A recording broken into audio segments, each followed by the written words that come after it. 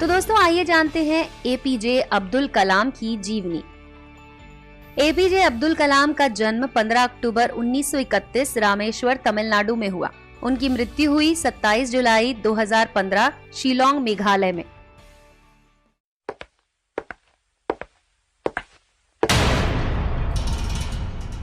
History mystery तेजी से बढ़ते इंडिया के नंबर 1 मिस्ट्री चैनल से जुड़ने के लिए सब्सक्राइब करें और बेल आइकन को दबाएं।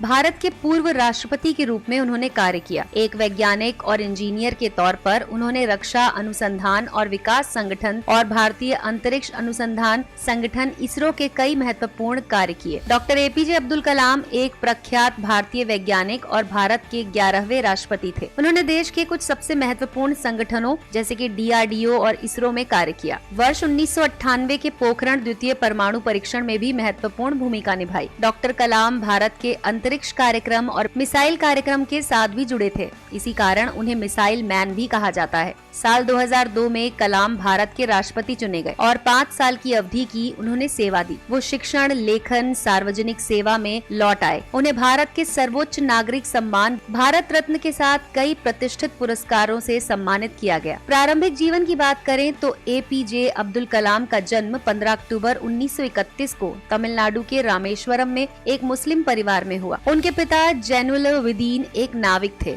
और उनकी माता अशीअम्मा एक गृहिणी थी। उनके परिवार की आर्थिक स्थिति ठीक नहीं थी, इसीलिए उन्हें छोटी उम्र से ही काम करना पड़ा। अपने पिता की आर्थिक मदद के लिए स्कूल के बाद वो समाचार पत्र बांटने का काम करते थे। अपने स्कूल के दिनों में कलाम पढ़ाई लिखाई में सामान्य थे, पर नई चीज सीखने के लिए हमेशा तत्पर और तैयार रहते। उनके अंदर सीखने की भूख थी। वो पढ़ाई पर घंटों ध्यान देते। उन्होंने अपने स्कूल की पढ़ाई रामनाथपुरम मैट्रिकुलेशन स्कूल से पूरी की। उसके बाद तिरुचिरापल्ली के सेंट जोसेफ कॉलेज में दाखिला लिया, जहां से उन्होंने सन 1954 में भौतिक विज्ञान में स्नातक किया। उसके बाद 1955 में वो मद्रास चले गए, जहां से उन्होंने एरोस्पेस इंजीनियरिंग की शिक्षा ली। 1960 में कलाम ने मद्रास इंस्टीट्यूट ऑफ टेक्नोलॉजी से इंजीनियरिंग की पढ़ाई की। मद्रास इंस्टीट्यूट ऑफ टेक्नोलॉजी से पढ़ाई पूरी करने के बाद कलाम ने रक्षा अनुसंधान और विकास संगठन में वैज्ञानिक के तौर पर कार्य किया। कलाम ने अपने करियर की शुरुआत भारतीय सेना के लिए एक छोटे हेलीकॉप्टर का डिजाइन बना के की। DRDO में कलाम को उनके काम से संतुष्टि नहीं मिल रही थी। डॉक्टर कलाम पंडित जवाहरलाल नेहरू द्वारा गठित Indian national committee for space research के सदस्य भी थे। इस दौरान उन्हें प्रसिद्ध अंतरिक्ष वैज्ञानिक विक्रम साराभाई के साथ काम करने का अवसर मिला। साल 1969 में उनका ट्रांसफर भारतीय अंतरिक्ष अनुसंधान संगठन इसरो में हो गया। यहाँ वो भारत के सैटेलाइट लॉन्च व्हीकल परियोजना के निर्देशक के तौर पर नियुक्त किए गए थे। इसी परियोजना की सफलता के परिणाम स्वरूप भारत का पहला उपग्रह रोहिणी पृथ्वी की कक्षा में वर्ष 1980 में स्थापित किया गया। इसरो में शामिल होना कलाम के करियर का सबसे अहम मोड़ था। जब उन्होंने सैटेलाइट लॉन्च व्हीकल परियोजना पर कार्य आरंभ किया, तब उन्हें लगा जैसे वो वही कार्य कर रहे हैं जिससे उनका मन लगता है। 1963 और 64 के दौरान उन्होंने अमेरिका के अंतरिक्ष संगठन नासा की यात्रा की। परमाणु वैज्ञानिक राजा रमन्ना, जिनकी देखरेख में भारत ने पहला परमाणु परीक्षण किया, कलाम को वर्ष 1974 में पोखरण में परमाणु परीक्षण देखने के लिए भी बुलाया गया। 70 और 80 के दशक में अपने कार्य और सफलताओं से डॉक्टर कलाम भारत में बहुत प्रसिद्ध हुए। देश के सबसे बड़े वैज्ञानिकों में उनका नाम गिना जाने लगा। उनकी ख्याति इतनी बढ़ गई कि तत्कालीन प्रधानमंत्री इंदिरा गांधी ने अपने कैबिनेट की मंजूरी के बिना ही उन्हें कुछ गुप्त परियोजनाओं पर कार्य करने की अनुमति दे दी। भारत सरकार ने महत्वाकांक्षी इंटीग्रेटेड ग्रेनाइड मिसाइल डेवलपमेंट प्रोग्राम का प्रारंभ डॉक्टर कलाम की देखरेख में किया। वो इस परियोजना के मुख्य अधिकारी थे। इस परियोजना ने देश को अग्नि और पृथ्वी जैसी मिसाइलें दी। जुलाई 1992 से लेकर दिसंबर 1999 तक डॉक्टर कलाम प्रधानमंत्री के वैज्ञानिक सलाहकार और रक्षा अनुसंधान और विकास संगठन DRDO के सचिव थे।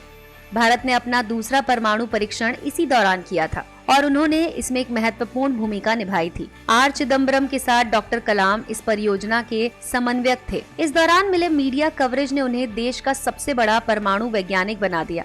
साल 1998 में डॉक्टर कलाम ने हृदय चिकित्सक सोमा राजू के साथ मिलकर एक कम कीमत का कोरोनरी स्टेंट का विकास किया। इसे कलाम राजू स्टेंट के नाम से जाना जाता है। और दोस्तों, भारत के राष्ट्रपति के रूप में अगर बात की जाए तो एक रक्षा वैज्ञानिक के तौर पर उनकी उपलब्धियां और प्रसिद्धि के मद्देनजर एनडीए की गठबंधन सरकार ने उन्हें साल 2002 में राष्ट्रपति पद का उम्मीदवार बनाया। उन्होंने अपने प्रतिद्वंदी लक्ष्मी सहगल को भारी अंतर से पराजित किया और 25 जुलाई 2002 को भारत के 11वें राष्ट्रपति के रूप में शपथ ली। डॉक्टर कलाम देश के ऐसे तीसरे राष्ट्रपति हैं जिन्होंने राष्ट्रपति बनने से पहले ही भारत रत्न ले लिया था। इससे पहले डॉक्टर राधाकृष्णन और डॉक्टर जाकिर हुसैन को राष्ट्रपति बनने से पहले भारत रत्न मिला था। उनके कार्यकाल के दौरान उन्हें जनता का राष्ट्रपति कहा गया। अपने कार्यकाल की समाप्ति पर उन्होंने दूसरे कार्यकाल की भी इच्छा जताई, पर राजनीतिक पार्टियों में एक राय की कमी की होने की वजह से उन्होंने विचार त्याग दिया। 12वें राष्ट्रपति प्रतिभा पाटिल के कार्यकाल की समाप्ति के समय एक बार फिर उनका नाम संभावित राष्ट्रपति के रूप में लाया गया, लेकिन आम सहमति नहीं होने के कारण उन्होंने अपनी उम्मीदवारी का विचार त्याग दिया। दोस्तों, राष्ट्रपति पद से सेवा मुक्त होने के बाद डॉक्टर कलाम शिक्षण, लेखन, मार्गदर्शन और शोध जैसे कार्यों में व्यस्त हो गए। भारतीय प्रबंधन संस्थान शिलोंग, भारतीय प्रबंधन संस्थान अहमदाबाद, इंदौर जैसे संस्थानों से विजिटिंग प्रोफेसर के तौर पर जुड़े रहे। इसके अलावा वो भारतीय विज्ञान संस्थान बैंगलोर के fellow, Indian institute of space science and technology, Anna university Chennai में एरोस्पेस इंजीनियरिंग के प्रोफेसर भी रहे। उन्होंने IIT हैदराबाद, बनारस हिंदू यूनिवर्सिटी और अन्ना यूनिवर्सिटी में सूचना प्रौद्योगिकी पढ़ाया। डॉक्टर कलाम हमेशा से देश के युवाओं और उनके भविष्य को बेहतर बनाने के बारे में बातें करते थे। इसी संबंध में उन्होंने देश के युवाओं के लिए व्हाट कैन आई गिव पहल की शुरुआत की, जिसका उद्देश्य भ्रष्टाचार का सफाया है। देश के युवाओं में उनकी लोकप्रियता को देखते हुए उन्हें 2 बार MTV youth icon of the year award के लिए मनोनीत भी किया गया। वर्ष 2011 में प्रदर्शित हुई फिल्म आई एम कलाम उनके जीवन से प्रभावित है। शिक्षण के अलावा डॉक्टर कलाम ने कई पुस्तकें लिखी। India 2020, a vision for new millennium, Wings of Fire, an autobiography, Ignited Minds, Unleashing the Power Within India, Mission India, Indomitable Spirit, ये सभी किताबें उन्होंने लिखी।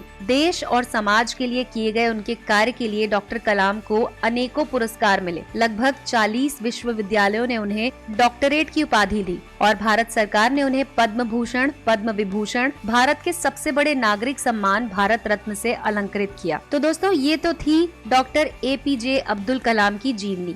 27 जुलाई 2015 को भारतीय प्रबंधन संस्थान शिलोंग में अध्यापन कार्य के दौरान उन्हें दिल का दौरा पड़ा, जिसके बाद करोड़ों लोगों के प्रिय और चहेते डॉक्टर अब्दुल कलाम परलोक सिधार गए। आइए आपको दिखाते हैं उनकी कुछ उपलब्धियां, कैसे उन्हें हर साल कोई न कोई उपलब्धि मिल चुकी है। 1981 में उन्हें भारत सरकार ने पद्म भूषण दिया। 1990 में भारत सरकार ने ही पद्म विभूषण दिया। 1994 में इंस्टीट्यूट ऑफ डायरेक्टर्स विशिष्ट फेलो का सम्मान देता है। 1997 में भारत सरकार ने उन्हें भारत रत्न दिया। 1997 में ही उन्हें राष्ट्रीय एकता के लिए इंदिरा गांधी पुरस्कार मिला। 1998 में उन्हें वीर सावरकर पुरस्कार भारत सरकार के द्वारा मिला। साल 2000 में उन्हें रामानुजम पुरस्कार मिला, जो कि चेन्नई के अल्वर्स रिसर्च सेंटर ने दिया। साल 2007 में साइंस की मानद डायरेक्टरेट मिली वॉल्टर हैम्पटन विश्वविद्यालय ब्रिटेन के द्वारा। 2007 में उन्हें चार्ल्स द्वितीय पदक मिला रॉयल सोसाइटी ब्रिटेन के द्वारा।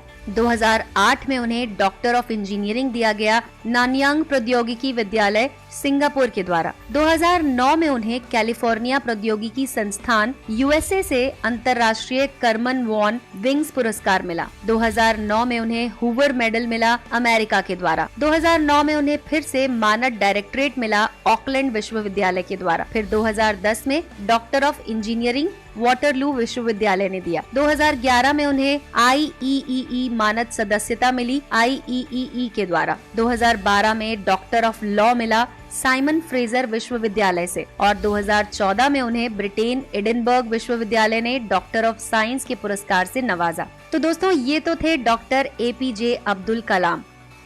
तो दोस्तों, शेयर करें और इम्प्रेस करें अपने दोस्तों को। कल फिर हाजिर होंगे एक नए मिस्टीरियस वीडियो के साथ।